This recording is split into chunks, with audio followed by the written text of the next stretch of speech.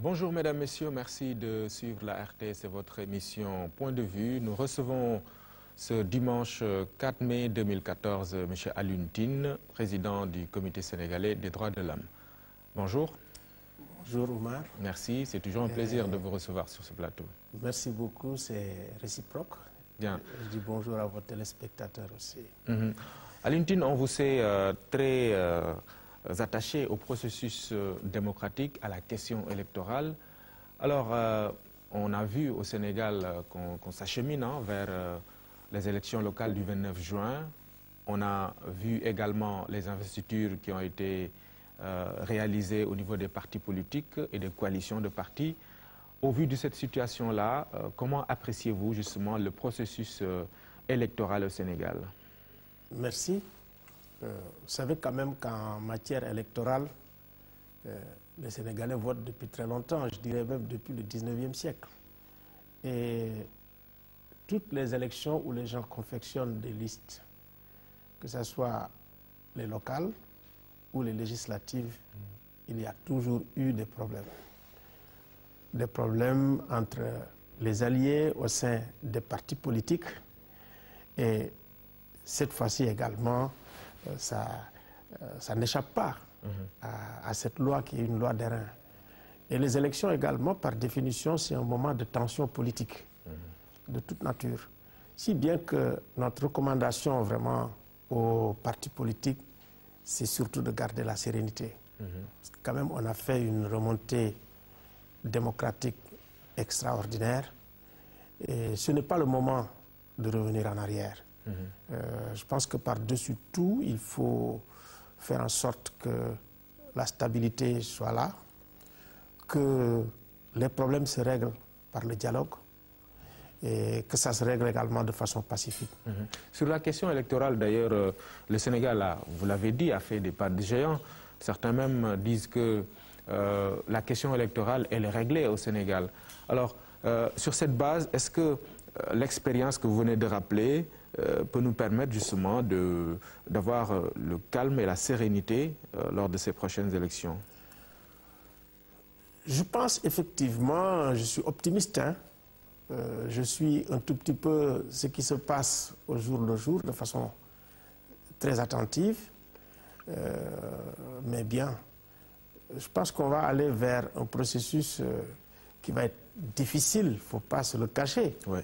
Qui est extrêmement difficile au sein des partis, au sein des coalitions. Difficile parce que ça ne répond pas aux logiques auxquelles on s'attend. Ça veut dire majorité, opposition, société civile. Il est évident qu'on n'a jamais vécu une situation de cette nature au Sénégal. Donc, je pense que raison pour laquelle, d'ailleurs, il faut être parfaitement conscient de la situation et faire en sorte effectivement que vraiment qu'on aille vers des élections. Il me semble effectivement que toutes les voix qui pèsent dans ce pays doivent s'exprimer pour qu'on aille vers une situation vraiment pacifique, vers des élections qui soient démocratiques, transparentes, pacifiques. C'est très important. Parce que quand même c'est un tournant très difficile à la fois dans le champ politique et dans le champ démocratique au Sénégal. Donc c'est un tournant que nous devons négocier de façon pacifique. Tout le monde doit en être conscient de mon point de vue. D'accord. Alors c'est un contexte quand même un peu chargé. Depuis le retour de l'ancien président Abdoulaye Wade, on a suivi ses discours, on a vu également les répliques qui ont été apportées du côté du pouvoir. Comment appréciez-vous cette situation-là? Il faut rappeler que quand vous êtes président de la République, ça veut dire que vous occupez la plus haute fonction de l'État, la clé de voûte de nos institutions. Vous pouvez quitter la fonction, mais la fonction ne vous quitte jamais. Et c'est extrêmement important de se mettre ça vraiment dans la tête. Et effectivement, tout président en exercice aussi est appelé à devenir un ancien président.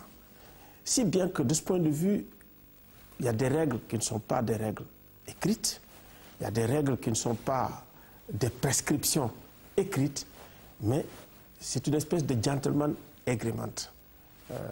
Quand vous allez par exemple au Mali, quelle que soit la situation, c'est extrêmement difficile d'entendre un ancien président parler. savez, Alpha Oumar Konaré, son fils, a été mis en prison. Est-ce que vous l'avez entendu? Donc, ce gentleman agreement, il faut le faire de manière à ce que les relations entre un président en exercice et un ancien président, que ce soit des relations cordiales, que ce soit des relations vraiment faites de dialogue, de respect mutuel. C'est très important. Et tout le monde doit faire des efforts de ce point de vue-là. Au point de vue, tout le monde doit faire des efforts. Ce n'est pas de mon point de vue du ressort d'un ancien président de donner l'impression effectivement qu'ils viennent pour déstabiliser. Il est évident qu'aucun pouvoir qui est en place ne va rester les bras croisés par rapport à ce phénomène. C'est un tout petit peu ce qu'on est en train de vivre. Parce que quand vous regardez également les expériences dans d'autres pays, je prends par exemple la France, Chirac, il a été accusé, des accusations graves quand il a été à la mairie de Paris. Mais qu'est-ce qu'il a fait? Quand on lui a dit, vous devez tant d'argent, il est parti à la mairie, au conseil municipal, il a dit, je rembourse. Le conseil municipal a accepté le remboursement et en contrepartie, ils ont retiré leur plainte. Sur les questions de la mairie de Paris, il n'a pas été jugé, Jacques Chirac, parce qu'il a remboursé. Et effectivement, nous avons, nous, au Sénégal, un véritable problème par rapport à la reddition des comptes. Par rapport à l'impunité de ce qu'on peut appeler les crimes économiques. Vous savez, quand vous prenez la loi sur la CREI, cette loi n'a pas été élaborée par Abdou Diouf. D'accord. On y revient tout à l'heure. Mais je veux rester sur le débat concernant, en vérité, les postures de l'ancien président Abdoulaye Wade. Parce qu'on a parlé d'un ancien président obligé d'avoir une réserve et d'un autre côté, d'un ancien président qui aujourd'hui reste toujours actif politiquement, toujours secrétaire général de son parti. Alors, laquelle des casquettes préférez-vous pour ce dernier? Écoutez, il faut d'abord comprendre la souffrance d'un père dont le fils est en prison. Mais en même temps, dire que la fonction ne vous quitte pas, ça veut dire que vous devez avoir suffisamment de hauteur pour dépasser ces contingences. Et je pense que vous seriez mieux compris par le peuple sénégalais en agissant effectivement comme un ancien président. Il est évident que si un ancien président, dans une situation comme la nôtre, qui est une situation fragile, qui est une situation de tension politique, avec son influence, avec les problèmes que vivent les Sénégalais, il est évident que ça suscite une nostalgie. C'est la nostalgie vis-à-vis des anciens présidents. Vous le trouvez partout. Hein? Moi, je me rappelle quand on a fait la première biennale des arts et des lettres, où Senghor était l'invité d'honneur. Mais quand il est arrivé à Sorano, mais toute la circulation était blessée, était bloquée à la RTS. Quand vous prenez Kérékou, quand il est parti, quand il ressort avec sa 505 pour aller au marché, tout le monde applaudit. Et c'est normal. Tout ça, c'est effectivement au-delà de ce que vous êtes, c'est la fonction. Et cette fonction qui est noble, il faut faire en sorte qu'elle soit respectée. Et de mon point de vue, il faut faire en sorte qu'un ancien président de la République se comporte beaucoup plus comme un conseiller privilégié du président en exercice. Et je sais effectivement que les honneurs, les droits et tout ce qui doit être dû à un ancien président de la République, je pense que ça a été respecté par le pouvoir actuel, ce qui est une excellente chose. Donc, en contrepartie, il faut faire en sorte que, en tant qu'ancien président de la République, en tant qu'ancien homme d'État, qu'on ne donne pas l'impression au pays et au monde, effectivement, que vous êtes responsable de la stabilité politique du pays. C'est vrai que dans ses visites aux chefs religieux, chez le cardinal par exemple, on l'a entendu dire qu'il ne fera pas ou qu'il fera de son mieux pour que le Sénégal reste ou que la paix soit préservée, soit observée au Sénégal. Mais on a aussi cette situation assez délicate, assez difficile de son parti. Bon, vous parliez tout à l'heure de son fils. Est-ce que aussi ça ne lui permet pas ou ça ne peut pas constituer une sorte d'excuse pour son activité que l'on remarque aujourd'hui sur le champ politique? Bon, je pense que ça remet en question sur le tapis la question d'être président de parti et président de la République. Je pense qu'il faut qu'on réfléchisse là-dessus. Et ancien président et président de parti. Il faut bien réfléchir là-dessus parce que si vous êtes un ancien président, il y a un certain nombre de choses qui sont faciles quand la situation est difficile. La situation n'est pas difficile seulement au Sénégal, la situation est difficile partout. Et de mon point de vue, le rôle d'un ancien président de la République, ce n'est pas de faire dans l'opposition radicale et systématique. Si effectivement il a promis d'agir de manière à préserver la paix et la stabilité, vraiment nous l'y encourageons beaucoup. Nous encourageons beaucoup, vraiment, l'ancien président de la République à préserver la paix. Et nous encourageons l'ancien président, le nouveau président, à établir le dialogue, de manière à renforcer la paix et la stabilité. Je pense que ce dialogue entre les deux est indispensable, de mon point de vue. Ce sont des Sénégalais, ce sont d'anciens présidents. Et de mon point de vue, le président Wade doit tout faire pour que le dialogue existe. Le président Macky Sall doit tout faire pour que le dialogue s'établisse. Et tout ça, c'est vraiment pour la stabilité. Et la stabilité, c'est vraiment la garantie d'un succès au plan vraiment du PSE. Plan Sénégal émergent. Le plan Sénégal émergent, c'est de mon point de vue un bon plan. Et pour le succès de ce plan, nous avons besoin de stabilité sociale. Et c'est très bien d'avoir fait un pacte de stabilité sociale. Mais nous avons besoin aussi de stabilité politique. Et de mon point de vue, il faut réfléchir sur un pacte de stabilité politique. Ça nous permet effectivement, peut-être durant le mandat, que chacun joue son rôle, le pouvoir, l'opposition, mais en même temps qu'on permette aux Sénégalais de travailler vraiment dans la sérénité la plus totale.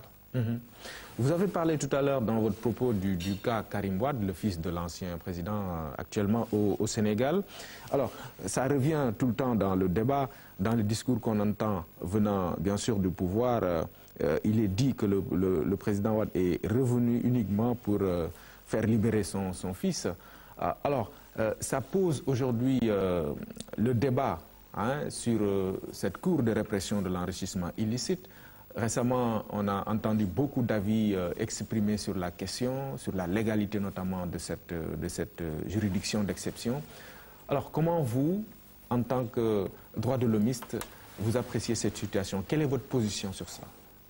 Écoutez, d'abord, vous avez posé le cas de Karim Wade. Vous savez, nous-mêmes, en tant que président du comité sénégalais, nous avons été à Rebeuss, nous avons tenté de le voir. Il n'a pas voulu. Et il n'a pas voulu. Et ce qui m'a le plus surpris, c'est que cet acte qui est celui vraiment d'une institution indépendante soit vilipendé même par la presse. Ah oui, il prenait effectivement toutes les unes.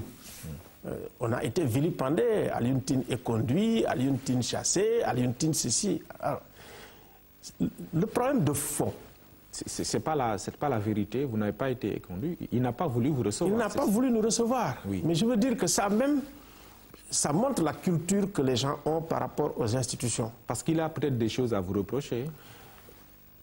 Mais oui, mais une institution, c'est une institution. Un homme d'État par rapport à une institution, peut-être lui, ce qu'il doit voit, avoir le respect. c'est Alioune Tine, intitulé personnel, qu'il a peut-être qu'il a combattu, entre guillemets. Mais attendez, nous combattons des principes. Vous savez, c'est pour ça. Mais quand vous êtes dans une institution, vous savez, cette institution a subi un ostracisme d'État pendant 12 ans, de 2000, où effectivement le comité sénégalais est arrivé avec le statut A, quand Diouf partait. À 2012, ou quand le président Macky Sall est arrivé, ça a été vraiment la dégringolade avec le statut B. Alors que c'est la première institution au Sénégal. Donc, il faut renforcer la culture institutionnelle auprès des élites, comme Karim Wade. Maintenant, concernant son cas, il est extrêmement complexe. Parce que nous prenons les informations de partout. Aussi bien de l'autre côté que du côté de l'État. Et nous savons également que dans le cadre de la lutte contre l'impunité de ce qu'on appelle les crimes économiques, les actes de prédation, la corruption, quand on regarde le processus, ça n'a pas été facile.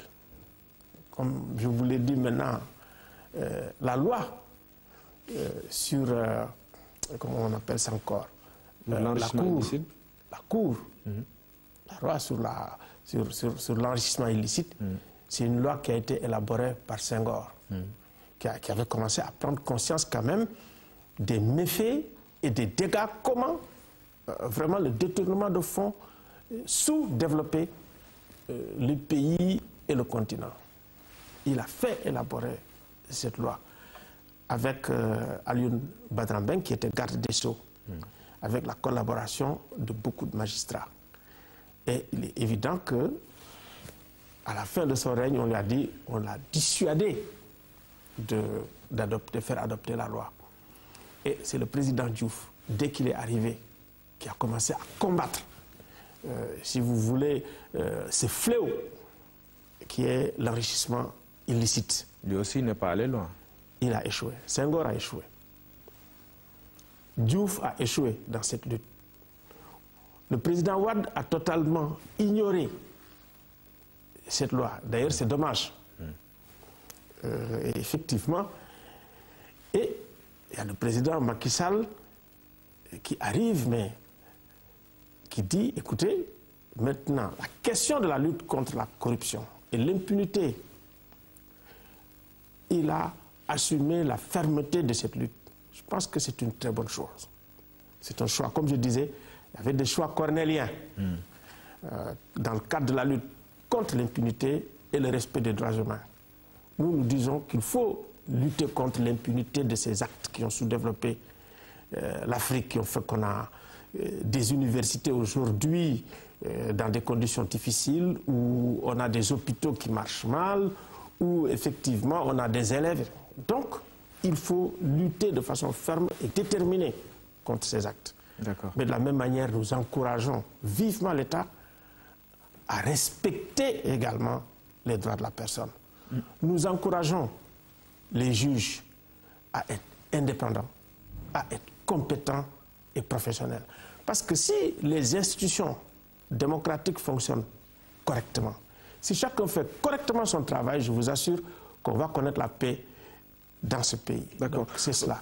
Sur le cas spécifique, Karim Wade, dans votre propos, vous disiez détenir des informations aussi bien au niveau du pouvoir qu'au niveau de l'opposition.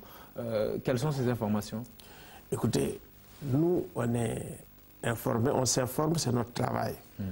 Mais il est évident que maintenant, nous avons dépassé le stade où nous sommes une ONG. Nous ne livrons pas les informations que nous avons comme ça, non. Nous travaillons dans un cadre très précis, dans un cadre où on encourage l'État à respecter les droits humains, où on encourage les élites politiques à respecter les droits humains. Donc le moment venu, il est évident que peut-être par les écrits, par les preuves que nous aurons, peut-être que nous... Mais alors, qu'est-ce qui rend le problème, l'affaire complexe? Là aussi, c'est vous qui le dites. Je vous l'ai dit, oui. C'est un choix cornélien. Il y a le fait, effectivement, qu'il faut combattre de façon résolue, avec fermeté, ces actes. Et nous avons vu, effectivement, tout ce qui a été posé comme acte, et puis les nouvelles institutions qui ont été créées pour lutter contre la corruption, le blanchiment, etc. Vraiment, c'est quelque chose que nous encourageons, franchement, que nous approuvons sur toute la ligne. Mais ce que nous demandons également à l'État, c'est de le faire parce que ce n'est pas incompatible avec le respect des droits humains, de le faire en respectant les droits humains. Et ces processus ne sont pas des processus faciles. C'est très difficile. Ce n'est pas pour rien, effectivement, que cette loi, cette cour ont été abandonnées en route. Donc maintenant, ce qu'il faut faire, c'est, de mon point de vue, de laisser la justice partir en invitant les magistrats à être le plus indépendant possible, le plus compétent et le plus professionnel dans ce dossier. Et comme je vous l'ai dit, les processus, ce ne sont pas des processus linéaires. Le progrès n'est pas linéaire, il peut se faire en dents de scie. Et effectivement, par rapport au processus, évaluer. Et si on peut faire en sorte qu'on renforce les droits de la personne, qu'on renforce les droits de la défense, plus tard, vraiment voir comment on peut le faire. Revoir en quelque sorte le fonctionnement de cette juridiction d'exception, parce que... Pas seulement, c'est-à-dire qu'il y a, si tu veux, dans le pipeline aujourd'hui, la réforme des institutions. Il me semble qu'il faut saisir ce cadre pour renforcer les institutions démocratiques de façon globale. Et effectivement faire preuve de patience, faire preuve de culture d'État et faire confiance également à la justice. Voilà, a priori, faire confiance à la justice. Et que la justice sache qu'elle doit mériter cette confiance que le peuple lui fait. Ça, c'est extrêmement important. Oui, mais puisqu'on parle de la CREI, dans les débats, on a entendu des avis, comme je l'ai dit tout à l'heure, s'exprimer sur la question.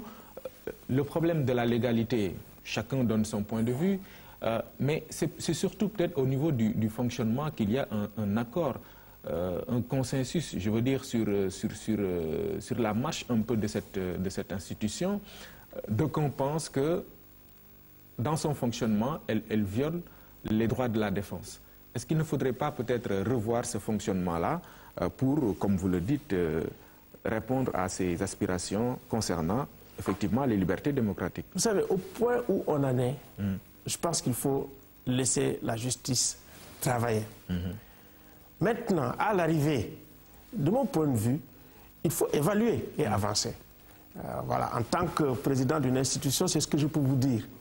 Maintenant, tout ce que, effectivement, je peux vous certifier, c'est que tout le travail que nous faisons concernant les institutions de la République de façon globale, c'est toujours d'encourager l'État, de recommander l'État à faire en sorte que ce qu'on appelle les normes internationales en matière de procès équitable, que ces normes soient respectées. Ça, c'est très important. Donc, parce que je m'en arrête là, je ne peux pas aller plus loin. D'accord. Voilà. Alors, sur la question des libertés de façon générale, comment vous appréciez la situation? Parce que récemment aussi, on a vu beaucoup de polémiques autour des libertés comme le droit de marche, etc. Est-ce que vous pensez qu'à l'état actuel, les libertés, de façon générale, sont respectées au Sénégal? C'est vrai, au Sénégal, comme je le dis et je le répète, et je le dis souvent, l'État doit respecter ses obligations internationales concernant les droits humains et les libertés fondamentales. Parce qu'aujourd'hui, nous assistons au Sénégal à ce qu'on appelle la socialisation des droits de l'homme. Même dans les villages les plus reculés, si effectivement les droits humains sont violés, les gens, ils saisissent tout de suite les organisations de droits de l'homme ou l'Institution nationale de droits de l'homme. Au moment où je vous parle, nous travaillons sur la question de l'aéroport international Blaise Diagne avec les populations qui sont là-bas, dans les villages. Donc, il y a une socialisation des droits de l'homme. Donc, au niveau des populations, il y a un ancrage de la culture des droits de l'homme. Donc, je pense que les élites qui gouvernent ou les élites politiques de façon globale doivent prendre acte de cela. C'est pour ça que j'ai dit, concernant les libertés fondamentales, non seulement c'est un acquis qui est inscrit dans la Constitution, parce que c'est une lutte de très longue haleine qui nous a amenés à cette situation, mais je dis même que c'est inscrit dans les gènes du Sénégalais. C'est pour ça que nous encourageons toujours l'État à respecter les libertés fondamentales. C'est vrai, ces derniers temps, il y a eu des interdictions. Donc la marche contre le mur, nous l'avons suivi. Nous sommes intervenus, bien sûr, à d'autres façons en tant qu'organisation, bien sûr en tant qu'institution nationale de droits de l'homme, où nous avons reçu désinformation et où nous comprenons également, si vous voulez, dans un premier temps, bien comprendre l'attitude de l'État dans le cadre vraiment des relations diplomatiques par rapport à ce que vraiment la Turquie a fait pour le Sénégal en donnant quand même un terrain de plus de 4000 m². Et dans le cadre de la réciprocité, cela dit, je pense que d'après effectivement les éléments d'information que nous avons ici et là, je pense que les gens sont en train de dialoguer pour trouver une solution. Oui, je le pense. Et effectivement, nous l'avons également fortement recommandé par rapport à notre position. Voilà, donc, au-delà de ce cas spécifique, de façon générale, est-ce que, au vu de la situation actuelle de notre démocratie, ou de la marche de notre démocratie, parce que c'est un processus, est-ce que vous pensez qu'on est à un moment où le principe de l'interdiction doit prendre le dessus sur, je veux dire, l'autorisation? Non, on ne peut pas retourner en arrière. Oui, de toute façon, comme je vous ai dit, c'est une culture qui est vraiment aujourd'hui dans les gènes des Sénégalais. Et si vous le faites, c'est contre-performant. Donc, il faut faire en sorte, et c'est ça effectivement notre discours auprès de l'État, qu'on respecte les droits humains et les libertés fondamentales. C'est ça notre rôle. Et nous conseillons, et nous le faisons, croyez-moi, tous les jours que Dieu fait, c'est ce que nous faisons. Parce qu'aujourd'hui, c'est sous l'angle des droits de l'homme que le président Abdoulaye Wade, qui est revenu, c'est de là qu'il attaque.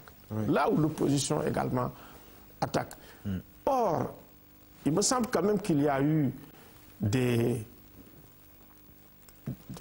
progrès qui ont été faits ici. Oui, il y a eu des progrès réels. Je pense que même l'État l'ignore. L'État ne communique pas suffisamment là-dessus. Je pense que les chambres africaines ont été saluées par la communauté internationale. Était à l'examen périodique universel, presque c'est unanime, l'État ne peut pas intervenir sans parler de ça. C'est dans le cadre de la lutte contre l'impunité, c'est important. Dans le cadre de la lutte pour la reddition des comptes, c'est important. Et dans le cadre des actes de torture, vous savez, il y a quelques années, les actes de torture, quand vous êtes un auteur d'actes de torture, tout ce que vous subissez, c'était une sanction administrative. Vous quittez là. Maintenant, les gens, ils sont arrêtés, ils sont punis, ils sont jugés. Je pense que c'est important. Et les victimes. Aujourd'hui, on passe à indemniser les victimes. Nous l'avons toujours que militants de droits de l'homme. Aujourd'hui, c'est fait. Donc, il y a des actes concrets qui sont faits. Il y a des maladresses qui sont faites aussi. Ces maladresses aussi, chaque fois que nous avons l'occasion d'être avec les autorités, nous demandons de rectifier. Et croyez-moi, on nous écoute. Hein. Oui. Je ne sais pas, je peux citer des cas. Oui, allez-y. Vous savez, il y a eu l'affaire de Koukoy. Koukoy, on devait l'envoyer à Banjul. C'est grâce à l'intervention du Comité sénégalais des droits de l'homme. Non seulement il n'a pas été envoyé à Banjul, mais il a été ramené ici, enterré ici, et c'est l'État qui a pris en charge tout. Notre intervention, ce ne sont pas des interventions sur lesquelles on le crie sur les toits. Quand une vingtaine de Sénégalais a été arrêtés et également emprisonnés au Maroc, à Casablanca, donc ces gens, ils nous ont appelés de leur prison. On est intervenu. L'État a retiré sa plainte et les gens ont été libérés. Quand effectivement nous avons eu des étudiants qui ont été en prison ici, nous sommes intervenus, ils ont été libérés. Donc, je ne parle pas maintenant du cas d'Alkali Cissé. Hein. Je viens d'ailleurs de raccrocher avec le Conseil national des droits de l'homme, où nous travaillons ensemble pour qu'il ne soit pas extradé en Arabie Saoudite, où il risque d'être tout simplement décapité. Il y a des progrès réels qui ont été faits. Mais dans certains domaines, il est évident qu'il y a des efforts qui doivent être faits. Lesquels, par exemple? Non, concernant les libertés, moi je dis, moins on a de lacrymogènes, mieux c'est. Parce que dès que vous faites péter les lacrymogènes, ça fait quand même le tour du monde. On a vu quand même ce que ça nous a coûté à la veille de l'élection présidentielle de 2012. Bien sûr. Oui. Donc, je pense que plus on a recours au dialogue, à la discussion, au respect et à la protection des droits humains, plus on a de plus-value au plan national et international. C'est une véritable plus-value. Vous ne pouvez pas le savoir. Et donc, de ce point de vue, nous sommes du côté de l'État pour l'encourager à aller de l'avant. Parce qu'on ne peut pas revenir en arrière. Nous sommes dans le cadre d'une remontée. Et nous sommes dans une passe difficile dans la remontée démocratique. Mais croyez-moi, on ne va pas reculer, on va avancer. Parce que de plus en plus, quand même, on fait entendre notre voix. Peut-être pas du côté du peuple, mais du côté des autorités, quand même, on nous prête quand même une bonne oreille. C'est justement du côté du peuple qu'on devrait plus vous entendre, non? Et je vous dis, chaque fois qu'on nous saisit, et ça, je regarde les Sénégalais dans les yeux pour leur dire, si vous avez des questions des droits humains, venez nous voir au Comité sénégalais des droits de l'homme. Les comités n'ont pas ce pouvoir d'autosaisine, par exemple, mais de constater sur le terrain je vous ai dit, et de s'autosaisir? Nous nous autosaisissons à tout moment. Mais comme je vous ai dit, le comité a été créé en 1970 par Senghor, qui était un véritable visionnaire dans ce domaine. Il a été renforcé en 1997 par Diouf. Et Diouf, c'était une période quand même 97, 98, 2000. Diouf a renforcé le processus démocratique et des droits de l'homme. Parce que c'est en fin 96-97 qu'on a eu l'ONEL, qui a bien fonctionné en 98. Mais c'est en même temps en 97 où on a eu pour la première fois la loi pour renforcer et reconnaître le Comité sénégalais des droits de l'homme. Mais le président Macky promet d'aller beaucoup plus loin. Jusqu'ici, on a vécu un véritable ostracisme d'État sur tous les plans. On nous a ignorés, marginalisés, et c'est ça qui a fait effectivement la chute du Comité sénégalais des droits de l'homme. Aujourd'hui, on a un siège où nous sommes fiers de recevoir le haut-commissaire aux droits de l'homme. D'ailleurs, nous l'avons invité au Sénégal. Donc, qu'ils viennent, parce que la dernière fois, il y a 2 ans qu'elle était venue ici, mais les gens qui étaient au comité avaient honte. On était à Pasteur, il n'y avait pas d'ascenseur. Elle a monté les escaliers. Donc, il faut quand même bien reconnaître qu'entre 2012 et maintenant, il y a des progrès sensibles et des progrès réels qui ont été faits. Mais nous disons que ce n'est pas suffisant. Parce que nous, en matière de droits humains, comme nous sommes dans un idéal à atteindre, et dans les droits de l'homme, il faut être idéaliste. C'est extrêmement difficile parce que ceux qui gouvernent sont très pragmatiques. Mais nous, effectivement, nous avons le devoir, l'obligation d'être idéalistes et de demander à l'État de se perfectionner tout le temps dans ce domaine. Et ça, vraiment, croyez-moi, nous le faisons tout le temps. Et effectivement, nous avons... Vous n'avez pas les moyens pour le faire. Parce qu'on a vu, hein, avec moins de moyens dans le temps, sur le combat toujours des droits de l'homme et des libertés démocratiques, ça a donné les résultats qu'on a vus, et peut-être sans les moyens que vous réclamez aujourd'hui. Attendez, la RADDHO a 6 fois plus de moyens que le Comité sénégalais des droits de l'homme. Bien sûr. Et puis, moi, je n'ai plus rien à prouver dans le domaine de la société civile. Vraiment, il faut maintenant poser les questions à Aboubakry Mbodj. Moi, je ne suis plus le président de la RADDHO. Je suis le président d'une institution. Et dans le cadre de cette institution aussi, il faut qu'on fasse de sorte que, franchement, le Sénégal soit également dans le leadership. Parce que le Sénégal était leader dans ce domaine. Même les gens de l'Afrique du Sud venaient ici pour demander des conseils au Comité sénégalais des droits de l'homme. Parce que c'est la première institution qui a été créée. En 1993, à la conférence mondiale de Vienne sur les droits de l'homme, qui était le leader de cette conférence? Conférence d'ailleurs où l'on a adopté les principes de Paris qui régissent les institutions nationales de droits de l'homme. Mais c'est un Sénégalais, le professeur Ibrahima Fall. Donc, quand nous avons au plus haut niveau international des gens qui assument le leadership pour la construction, et je dirais même pour normer ou valider les normes des institutions nationales de droits de l'homme, un Sénégalais, mais nous ne pouvons pas accepter d'être quand même au plan B, où effectivement le Niger est à A, et le Niger nous dit aux Nations Unies, il faut quand même renforcer les capacités du Comité sénégalais des droits de l'homme, où vous avez le Togo, qui a le statut A, qui nous fait des injonctions, et vous avez le Nigeria, qui nous fait des injonctions. Parce que la plupart des recommandations de notre rapport à l'EPUI concernent le Comité sénégalais des droits de l'homme. Mais les efforts sont en train d'être faits. Nous avons une nouvelle loi que nous avons proposée, une proposition de loi que nous avons déposée auprès des autorités, qui renforce les moyens et qui renforce l'indépendance également du comité sénégalais des droits de l'homme. Et effectivement, si c'est adopté, on n'aura même pas un comité, parce que le concept de comité, c'est un vieux concept. C'est un vieux concept qui date de 1945. C'est d'ailleurs en France, dans les années 46, où ça a été, le conseil consultatif a été créé en France, où les gens disaient créer des comités au plan national. Quel est le concept ici? Maintenant, c'est la Commission nationale des droits de l'homme. Et effectivement, partout dans le monde, c'est un peu le concept de Commission nationale des droits de l'homme, de l'Institution nationale des droits de l'homme. Donc, au plan international, il y a un travail effectif qui est fait par le comité sénégalais, si bien que je vous dis que si on adopte la loi, demain, nous pouvons effectivement récupérer notre statut A. Vraiment, nous sommes dans une phase d'ascension.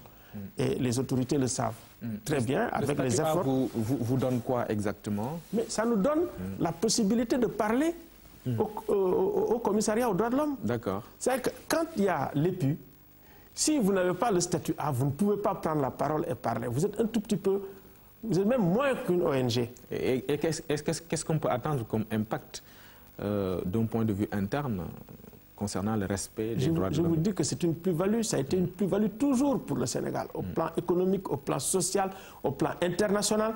C'est une véritable plus-value. Il faut aller à l'EPU, l'examen périodique universel, pour voir d'ailleurs comment les grandes puissances chouchoutent les États, organisent même, si vous voulez, des cocktails, avant, après, que ce soit la Chine, l'Arabie Saoudite, etc.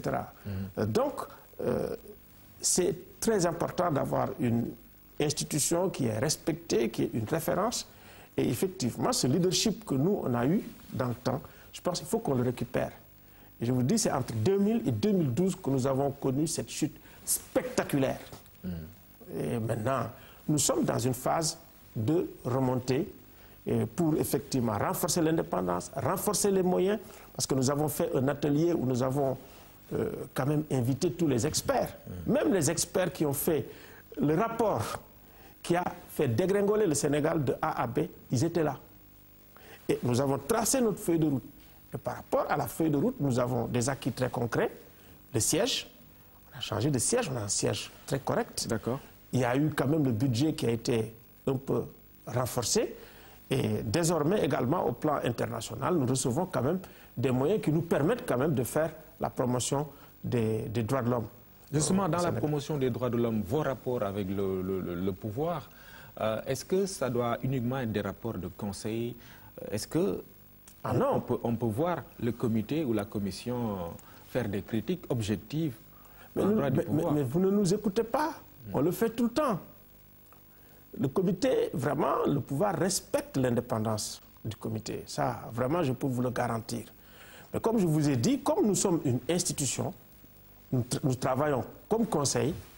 Donc, si nous donnons des conseils et nous voyons qu'il n'y a pas de suite, à partir de ce moment-là, effectivement, nous avons d'autres moyens pour parler, pour intervenir, pour critiquer.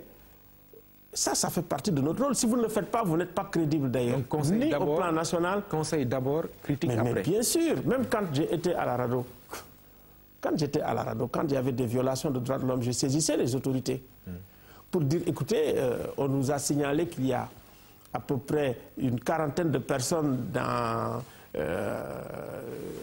à la police centrale qui sont enfermés, qui n'ont pas à manger, qui n'ont pas à boire et qui ont énormément de problèmes. Je téléphonais, le général Nia me disait, mais Alioune, laissez-moi m'en occuper. Si dans 48 heures, ce n'est pas réglé, vous pouvez sortir votre communiqué de presse.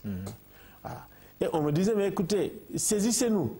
Si ce n'est pas réglé, mais quand je criais après avoir... Le général Nia, c'est... L'ancien ministre de l'Intérieur, oui. L'ancien ministre de l'Intérieur. Mais aujourd'hui qu'on est une institution... Ça, c'est sous Diouf, hein. Non, c'était sous Wade. Ok. Wade. Même Wade me disait, avant de publier quelque chose à Lyon, informez-nous. Et on le faisait. Et c'est quand ça ne marche pas qu'on le fait. Mais quand on est une institution, on doit être encore beaucoup plus rigoureux. Et puis prendre toutes les informations, parce que quand même, il faut sortir des informations crédibles. Il faut prendre une décision sur la base d'informations crédibles. Et c'est pour ça que nous avons demandé de plus en plus la collaboration de l'administration. Parce que le problème que nous avons aussi, c'est que avec 12 ans d'ostracisme, l'administration n'a pas encore pris conscience de l'intérêt stratégique du Comité sénégalais et de l'Institution nationale des droits de l'homme. Mais ça vient. D'accord. Ça vient. Nous avons des problèmes là, mais nous en parlons de plus en plus et de plus en plus quand même ça vient.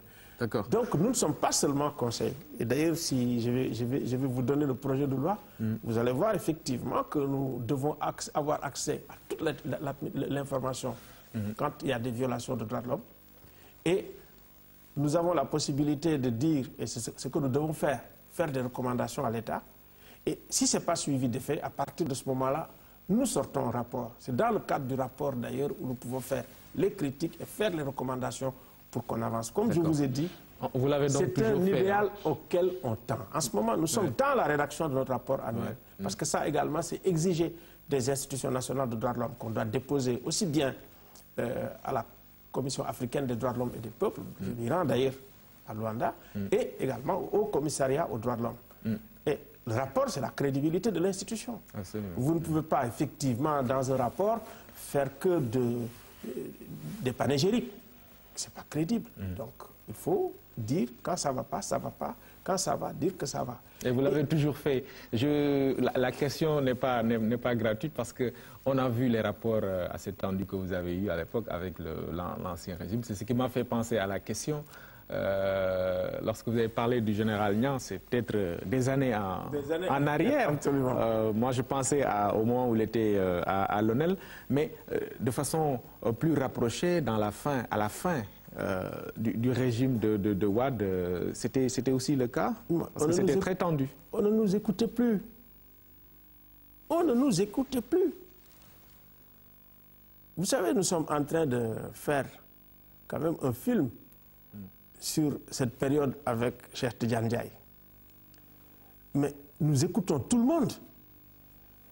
Et franchement, à la fin, il me semble effectivement le fait de n'avoir pas écouté ni les gens qui n'étaient pas avec vous, mais quand même qui vous parlaient, et même les gens qui sont avec vous et qui vous parlent, qui nous a amenés à cette situation-là.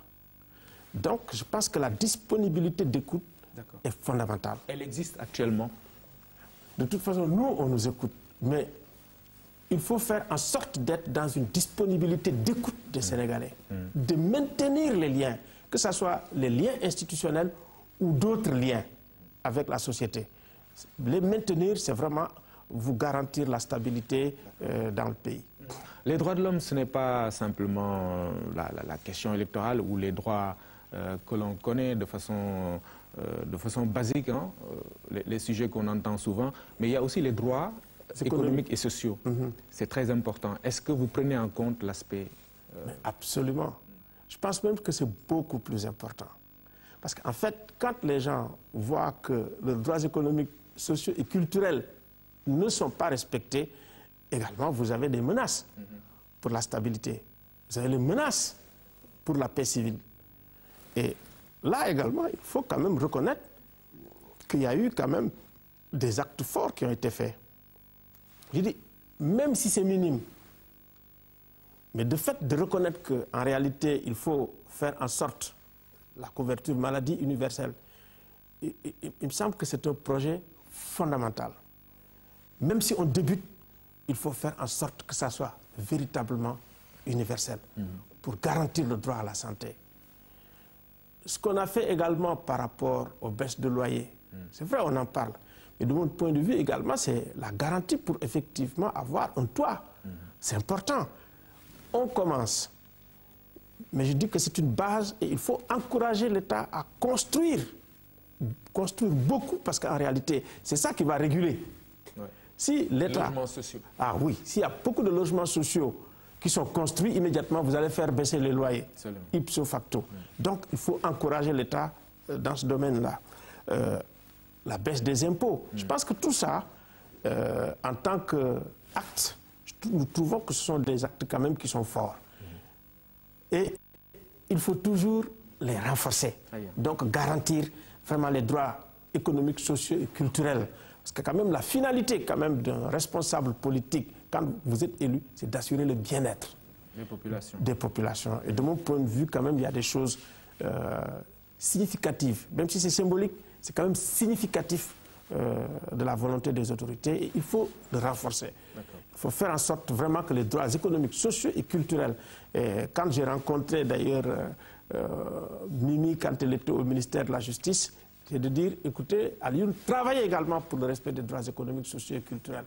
Que les femmes qui sont là-bas, qui accouchent et qui n'ont pas effectivement les soins de santé nécessaires, et qu'effectivement qu'ils perdent leur enfant ou qu'elles perdent leur vie, il faut voir ça. Et il faut que ça soit un spectacle qui soit définitivement éliminé également du Sénégal. Bien. Alioune Tine, je vous remercie. C'est moi qui vous remercie. Merci d'être venu encore sur ce plateau de Point de Vue. Merci. Mesdames, Messieurs, merci également à vous d'avoir suivi ce numéro de Point de Vue que je dédie à Ibrahim Ndong, caméraman de la RTS décédé des suites d'un accident. Cette émission lui est dédiée. Vraiment que la terre lui soit légère. Les témoignages sont unanimes. C'est un homme bien qui est parti. Que Dieu l'accueille au paradis. Merci, à dimanche prochain.